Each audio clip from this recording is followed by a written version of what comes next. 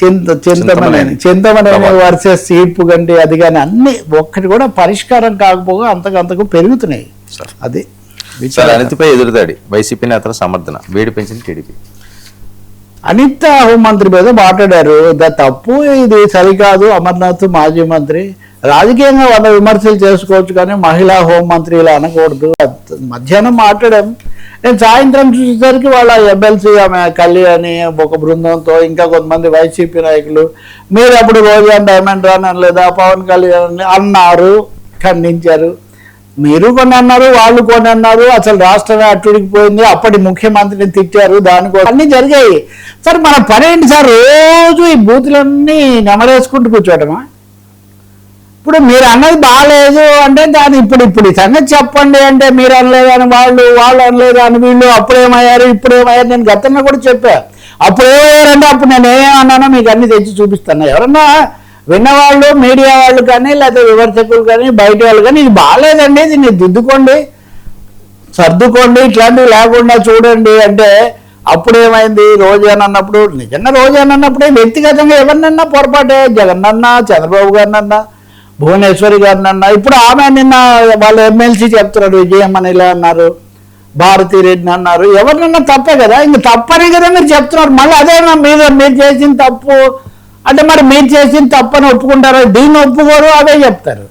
వాటిని వాళ్ళు ఒప్పుకోరు, ఇవే చెప్తారు. ఇది ఒక పెద్ద వలయంలాగా, విష వలయంలాగా, ఒక బూతుల వలయంలాగా తయారైపోయింది. ఇంకా దీన్ని అలాగే తీసుకోవటం, ఇంకా అది పంతాలు పట్టింపులు రాజకీయంగా ఇగో క్లాసులకు దారితీసి ఇందాక అమర్నాథ్ మళ్ళీ మీడియాతో మాట్లాడుతున్నాడు. నేను అన్నవాటికి కట్టుబడి ఉన్నాను నేను ప్రకటిస్తున్నాడు. సార్ దాన్ని పెద్ద కట్టుబడి ఉండడం కూడానండి, మేకప్ అని ఒక మాట అని అదేదో పెద్ద గొప్ప మాట అయినట్టు దానికి కట్టుబడి ఉండడము లేదు. నేనే ఆ మాట వెనక్కి తీసుకొని నేను ఇలాగే మాట్లాడతాను, అయితే భవిష్యత్తులో కూడా ఇలాగే మాట్లాడతారు, అది కూడా చెప్పేయండి. ఇప్పుడు రాజకీయ నాయకులు ఎవరైనా ఆ పార్టీ వాళ్ళని ఈ పార్టీ నేను ఇలాగే మాట్లాడతాను, నేను ఇలాగే దూషిస్తూ ఉంటాను అంటే అదేనా చెప్పండి. అలాగే రాష్ట్రంలో శాంతి భద్రతలు లేకపోతే ఇందాక మనం ఇట్లాంటివన్నీ తీసుకొని వచ్చి వాటికి మేకప్ చేసుకుంటే అవి జరుగుతాయా? మేకప్ చేసుకోకుండా జరగవా? అసలు మేకప్ చేసుకోవడం అనేది ఏమైనా ఎత్తి చూపాల్సిన ఒక విషయమా? అసలు మేకప్ మీద పొలిటికల్గా మేకప్ చేసుకోలేక ఈ విధమైనటువంటి లేనిపోని తిట్లతో బూతులతో ఒకరినొకరు అనుకోవడంతో అసలు సమస్యలు కాస్త పక్కకు పంపిస్తున్నారు. నిజంగా అమర్నాథ్ లాంటి వ్యక్తి ఊరుకుంటే వేరే విషయం, కానీ మళ్ళీ మీడియా ముందుకు వచ్చంటే వైసీపీ ఎట్టి పరిస్థితుల్లో వెనక్కు తగ్గకూడదు, మేము ఎదురుదాడి పెంచాలి అని వాళ్ళు చాలా ఖచ్చితమైన నిర్ణయంతో ఉన్నట్టుగా ఉన్నారు. సో దానికోసం ఇంకా బహుశా దీనికి ఒక కారణం తెలుగుదేశంలో కూడా పూర్తి ఐక్యత లేకపోవడం, అందరూ అనితను బలపరచకపోవడం కూడా దీనికి ఒక కారణం కావచ్చు. మళ్ళీ ఇదంటే ఒప్పుకోరు, మళ్ళీ మీరు మాలో ఏదైతే అంటారు. కానీ ఇప్పుడు 4 రోజుల పాటు వీళ్ళే ఖండించుంటే నిజానికి ఈ సమస్య అప్పుడే మొగ్గలోనే ఓ విధంగా ఉండేది. ఏదైనా సరే మహిళల మీద సరిగ్గా లేదు. ఇప్పుడు పవన్ కళ్యాణ్ ఇప్పుడు అమర్నాథ్ అదే చెప్తున్నారు. పవన్ కళ్యాణ్ ఈయన కూడా కొన్నిసార్లు అన్నారు, దిద్దుకున్నారు. ఎన్నికల్లో ఓడిపోయాక కొన్నిసార్లు నేను మాట కొంచెం మేరియానని కూడా ఆయన ఆత్మవిమర్శ చేసుకున్నాడు. మళ్ళీ ఇప్పుడు ఏమంటారు, నా మీ తల్లిగారిని దూషించారని చెప్పి మీరే అన్నారు. ఎందుకు సరే తల్లులను పిల్లలను దూషించడము, వాటిని గురించి రోజు రామకోటిలాగా రామనామ స్మరణలాగా రోజు అవే మాట్లాడుకోవడం ఎందుకు సార్? రాజకీయంలో 100 విషయాలు ఉన్నాయి, విమర్శించుకోండి. అభివృద్ధికి సంబంధించి, సమస్యలకు సంబంధించి, భూములకు సంబంధించి చాలా దారుణమైన పరిస్థితి అండి. అమర్నాథ్ కావచ్చు, వీళ్ళందరూ ఇంకా రాజకీయాలు చేయాల్సిన వాళ్ళు, చేస్తున్న వాళ్ళు మొండిగా ఒక పొరపాటును సమర్థించుకోవడం ద్వారా మీరు సమాజానికి తప్పు సంకేతం పంపిస్తున్నారు. ఒకరినొకరు తిట్టుకోవడం అనేది తప్పు కాదు, పైగా తిట్టుకున్న దాన్ని పట్టుకొని వెళ్ళటం అన్నది ఇంకా అని మహిళను అనాల్సిన అవసరం ఏముంది?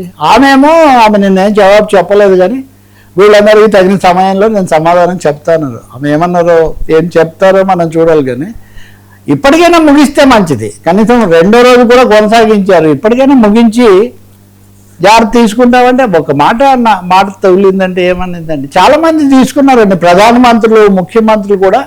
నాకు బాగా గుర్తుంది, రాజశేఖర రెడ్డి గారు చంద్రబాబును శాసనసభలో ఇలా ఎందుకు పుట్టానా అని బాధపడతావు అని అంటే 2వ రోజు వెనక్కు తీసుకున్నాడు. ఆయన ఏమన్నాడు, నా మా అమ్మ ఒకటి, చంద్రబాబు తల్లిగారు ఒకటి, మా అమ్మగారు ఒకటి కాదన్నారు. అది స్పిరిట్గా ఉండాలి, కానీ స్పోర్టివ్గా స్పోర్టివ్నెస్ అసలు వద్దా?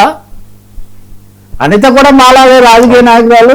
ఆమె త్వరగానే ఒక మాట అంటే పోయేదానికి ఇంకా మహిళలందరూ వచ్చి ఇక్కడ నాకు ఇంకా అమర్నాథ్ అంటే ఏదో మేము వరదు కలియగా బాగా మాట్లాడుతుంటారు, సభలో చురుగ్గా ఉంటారు వైసీపీలో. మరి ఆమె వచ్చి అది చెప్తారా ఇది చెప్తారా అన్నిటికంటే ఎక్కడండి ఇది ఎండ్ అవుతుంది. మళ్ళీ వీళ్ళు నేను కళ్యాణ్ అనట్లేదు, వాళ్ళు అప్పుడు చాలా ఎక్కువ మాట్లాడినారు, మళ్ళీ యువతల పార్టీకి వచ్చి మళ్ళీ వాళ్ళకంటే ఎక్కువ మాట్లాడతారు. వీటన్నిటితో రెగ్యులర్గా ఫాలో అయ్యే వాళ్ళకి నిజంగా తల బొప్పి కట్టడం తప్ప ఉపయోగం లేదు. చాలా దారుణం. వెనక్కి తీసుకోవడం చాలా మంచిది ఇప్పటికైనా. సార్ పాలిటిక్స్ మంటలు వైసీపీ కాంగ్రెస్ ఆందోళనలు టీడీపీ స్వతంత్ర సైన్యం సార్ అది కూడా అంత. ఈరోజు 2 పత్రికలు మనం కనుక చూస్తే సర్తో ఏం పెద్ద సమస్య లేదని ఒక పత్రిక పెడుతుంది. సర్ అనేది పెద్ద సవాలే. ఏమని 2002 అండి, 2002 నాటిని లెక్కలోకి తీసుకుంటాడు వాడు. 2000 నాడు పుట్టిన వాళ్ళు, పెళ్లి కాని వాళ్ళు, ఈ ఊర్లు మారిన వాళ్ళు, చిరునామాలు మారిన వీళ్ళందరూ ఏమవ్వాలి? మన రాజ్యాంగం చెప్పింది ఏంటంటే వీళ్ళని ఎక్కువ మందిని ఓటర్లుగా చేర్చి ఓటింగ్ శాతం ఎక్కువగా ఉండేట్టు చూడమని చెప్పింది రాజ్యాంగం. కానీ సర్ అనేది వీళ్ళని ఎక్కువ మందిని గాలించండి, వీళ్ళైనంత ఎక్కువ మందిని తొలగించండి అన్న పద్ధతిలో ఇది నడుస్తుంది. 2026 ఓటర్ల జాబితా